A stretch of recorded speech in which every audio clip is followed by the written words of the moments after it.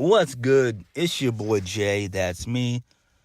Let's discuss and dive into the final NXT of the year from December the 26th, 2023.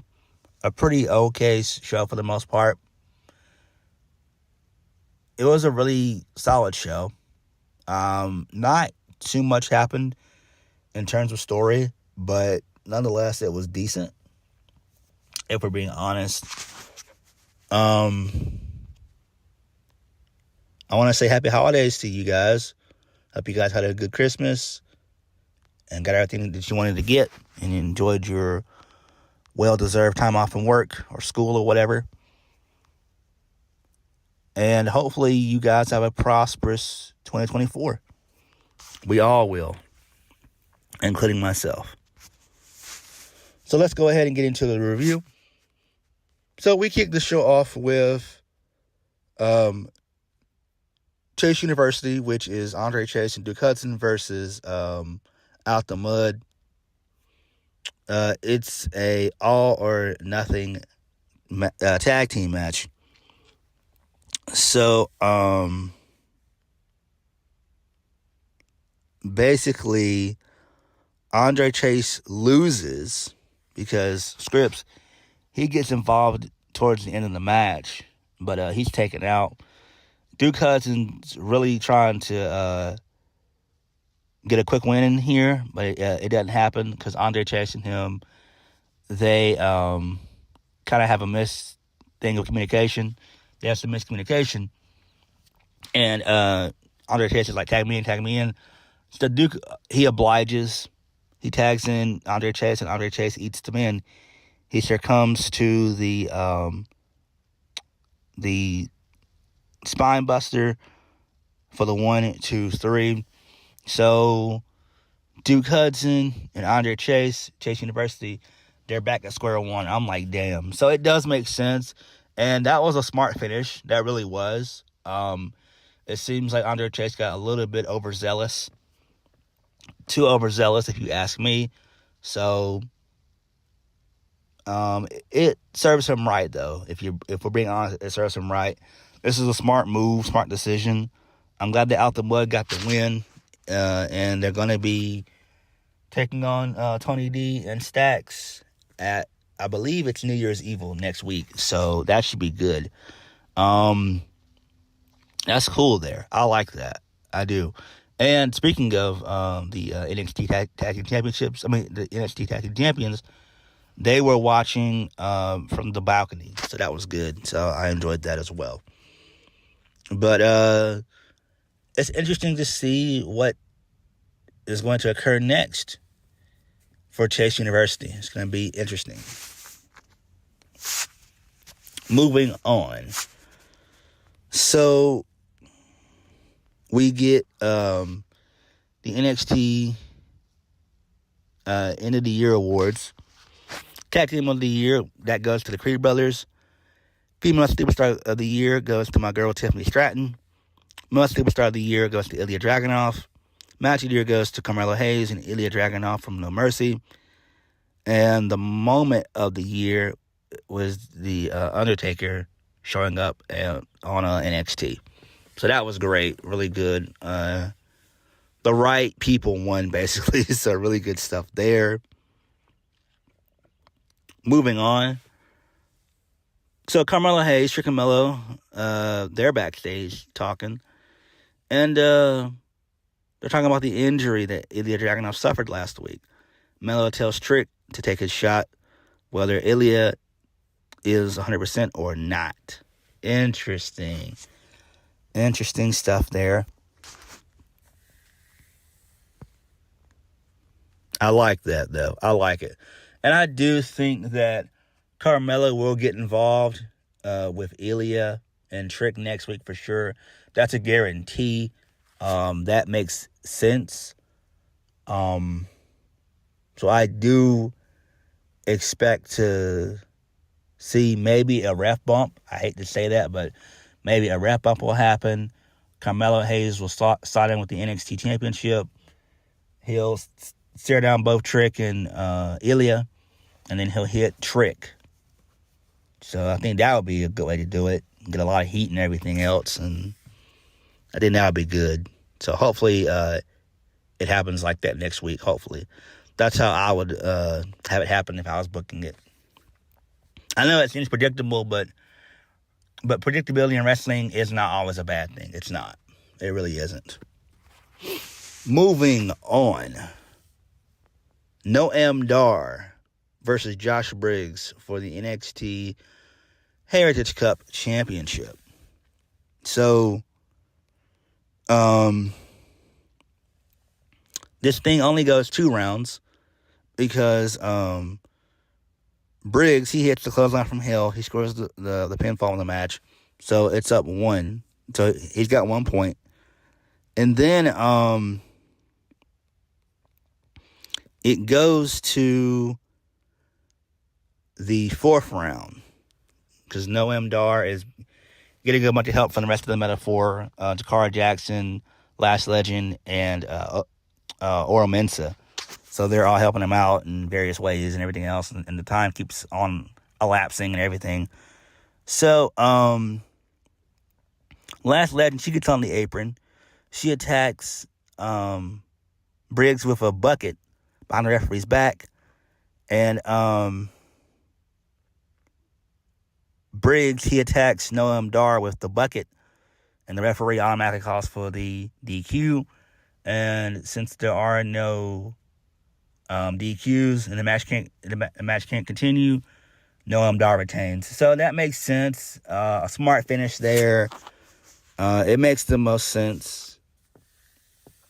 So Noam Dar being champion still, it fits him. Like, seriously, like Noam Dar's a pretty cool fucking dude. So I don't see him losing the cup for a while. I really don't. It's basically designed for him anyway, because it just makes the most sense for him to have it. But I guess this is going to be the beginning of a singles run for Josh Briggs. And Josh Briggs is pretty decent. I've seen some of his stuff when he was wrestling on 205 Live, so he's pretty decent. It's just I didn't like the whole gimmick that they had him and Brooks Jensen and Fallon Henley do, as being cowboys and cowgirls. I didn't like that. I didn't like that gimmick. That's the only I didn't like. I mean, Josh Briggs has a really good size on him. He's like, 6'4", 6'5"? I think he's like 225, 230. So, I like, wrestlers like that, with that size. And he is athletic, so it makes sense. But I think this is going to start his ascension as a singles guy, and that's perfect. Really, really good shit there. Noam Dar retaining was the right decision. And it's interesting to see what happens with Josh Briggs going forward. If they're going to split up Fallon Henley and Josh Briggs and Brooks Jensen, they'll probably split them up, probably go their separate ways. And I think we get that later on in the show. We get that, I believe. Moving on. So Nathan Frazer tells Axiom that he's glad that Bron Breakker didn't win the Male Superstar of the Year award, which he should have. So Bron was standing behind Nathan Frazer the entire time. Bron tells Nathan Frazer that his speed will have no effect on him because he's the badass of WWE. Nathan Frazer then proceeds to challenge Bron to a match. Nathan Frazer says that Bron won't be able to catch him with a spear. Nathan Frazer is so ignorant at times. I am so tired of Shawn Michaels trying to give Nathan Frazer a singles run. It's not going to happen. He needs to put Axiom, a.k.a. A-Kid, and Nathan Frazer as a tag team and have them go after the tag team titles. I think that would be great. Next, Cora Jade versus Carmen Petrovic. Cora Jade gets the win via the double underhook DDT for the 1, 2, 3, which I like. It's kind of like a future shot DDT that Drew McIntyre does. It's like that, so I do like that finish. I'm surprised she hasn't been carrying around her stick, that being Cora Jade. For whatever reason, she's kind of let that go, but she's still doing heel tactics, and I like her being a heel, so it makes the most sense. Post-match, Cora Jade tried to beat down Carmen Petrovic some more, but Gigi Dolin comes into the ring, and she makes the save. So that's fine there. Gigi, I don't know what they are going to do with her. I really don't. She's not had a good 2023. She just hasn't. Hopefully she'll have a better 2024, but right now, she kind of seems directionless, if we're being honest. She really has fallen from grace. Really, ever since Toxic Attraction broke up earlier in the year, Gigi has just been going downhill. Like, it's just like a boulder, a boulder, just going down from, falling from a hill and constantly just going down and down and down and down and down, rolling down the hill. That's Gigi Dolin in a nutshell for this year. Hope she'll have a better 2024. But I guess that's fine there for them to have a little mini feud, Cora Jade and Gigi Dolin. Who knows? There might be like a tag match. Maybe she can find somebody like an Ariana Grace to team up with her to take out to take on Gigi Dolin and Carmen Petrovic. I don't know. That's something that I would do. Moving on. Lexis King versus Riley Osborne. Semifinal men's breakout tournament. Surprisingly, Riley Osborne got the win. And I was pissed because that doesn't make any sense. This tournament should have been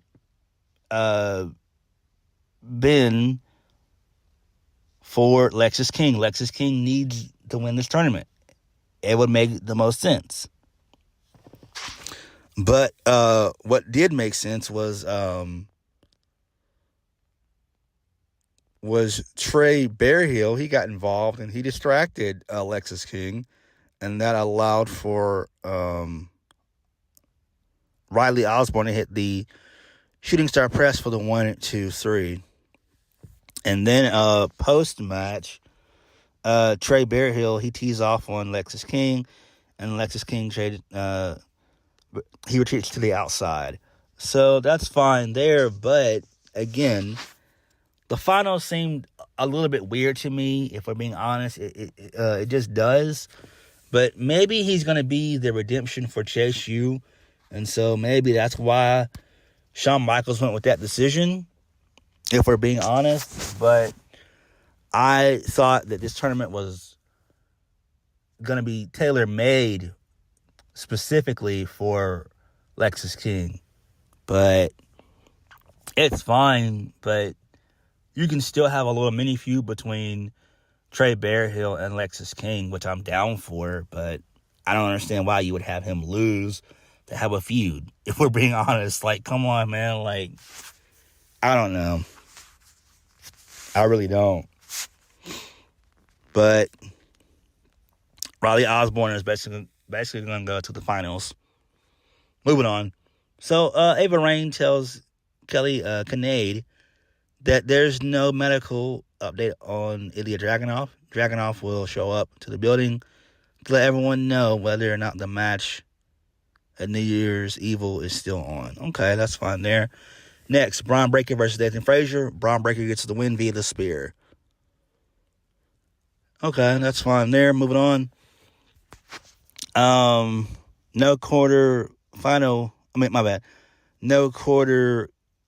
catch crew. They have a vignette. They're saying that they're going to beat down on the LWO, which is Dragon Lee and Cruz del Toro and Joaquin Wilde. They basically said that this is a no-fly zone. We don't care about your topes, suicidas, and your dives, and your kicks, and your flips. It's going to be a no-fly zone next week, according to Drew Gulak. And they're going to take them on. And also, during this, Osborne cut an awful promo. Osborne needs the fucking silent treatment ASAP. He should not talk anymore. The talkers of the group should be Drew Gulak, Damon Kemp, and Charlie Dempsey. Osborne should not talk. I think he might have a lisp, but he shouldn't talk. He should not talk. Not at all. No. Hell no. Moving on. So, Fallon Henley and Brooks Jensen are trying to offer some words of encouragement to Josh Briggs. And Josh is just, he's down. He's distraught and everything else. And Fallon Henley says that she loves both Briggs and Jensen, but Josh Briggs didn't care about the love, basically. So they did a little shield fist pump thing, and that was it. So it seems like they're probably going to turn Josh Briggs heel, which I'm fine with. I'm all fine for a heel Josh Briggs. He needs it because this thing's been going on for 2+ years. This has been going on since 2021. I can't remember when NXT started. NXT 2.0 started. I want to say that was in the middle of 2021. That's when it started, I believe. But having him go heel, that's going to be a smart decision. Next, Ariana Grace starts complaining about Roxanne Perez to Eva Rain. So maybe Roxanne Perez should take some anger management classes, which is kind of funny. She needs to take classes on how to be a character, if we're being honest. Ugh. In-ring work, solid. But character work, it might work for Roxanne Perez. 0 in both those departments. Ava tells Ariana that she'll have a match with Roxanne Perez next week at New Year's Eve. Okay, that's fine there. Moving on. So then we get Lyra Valkyria and Blair Davenport. They have a little sit down. And with Sarah Schreiber, however you say her name. So Blair Davenport says it's only taking this long because Lyra blew out her knee back in the UK, which was lucky for Lyra because she never wants to do anything with me in the first place. And then Lyra, she says that that's not true. You've been avoiding me all this time until I had this championship.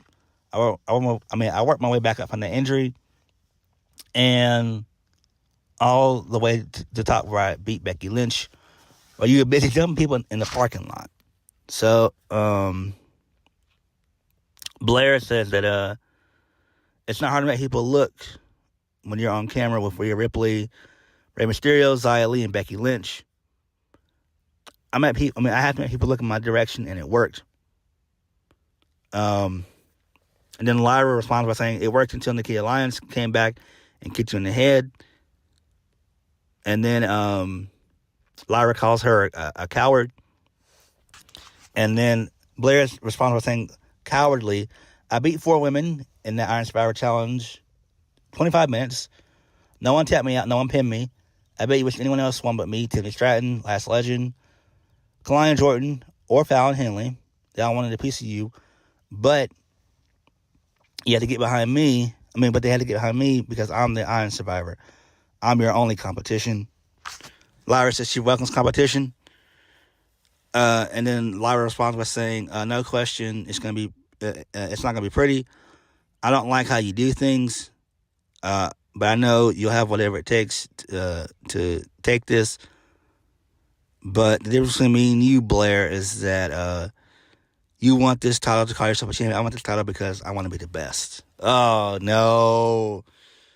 Generic babyface promo. No, I hate that. No. And then Blair responds by saying, and you're exactly right.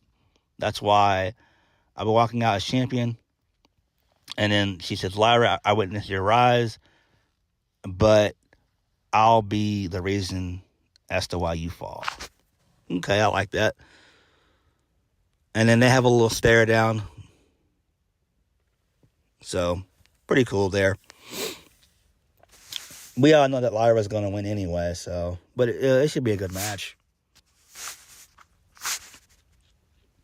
Next, Oba Femi versus Davon Heights, semifinal. Oba Femi gets the win, which is great. So he wins via the pop-up powerbomb for the 1, 2, 3. Nice. So it's going to be Riley Osborne versus Oba Femi next week in the finals. Okay. Interesting. Next, there's going to be an exclusive interview conducted with Ridge Holland next week at New Year's Evil. Okay.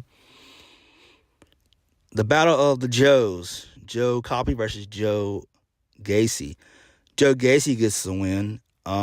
Also, Hank and Tank come out and they get involved in the match and they have a little fight scene with Gallus. So that's how Joe Gacy gets the win. He wins via the upside down. Moving on. Well, and finally, it was good to see Joe Gacy wrestle, actually. It was good to see him wrestle. So that's great. I just wish that there was a sense of direction for his character. But who the fuck knows? Moving on. So, Dragon Lee and the LWO will have a match with the No Quarter Catch Crew next week. So they accepted their challenge. And they speak a bunch of Spanish. Main event. Dijak versus Eddy Thorpe. NXT Underground match. Eddy Thorpe gets the win via a sleeper hold. And then Dijak starts to fade.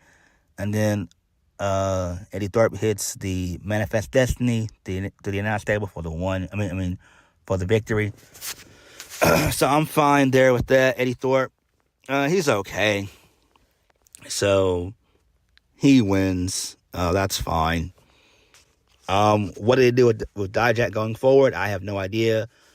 I've been pitching for a while, for the past few weeks, that when Damian Priest gets kicked out of Judgment Day, his replacement should be Dijak. I think that would be kind of interesting there. That way he can be on the main roster. Because Dijak, he's had a shot at the North American title. He failed. He's had a shot at the NXT title. He's failed. So it's just time for Dijak to go back to the main roster, if we're being honest. There's nothing more he can do. And I think this is Eddy Thorpe's second win,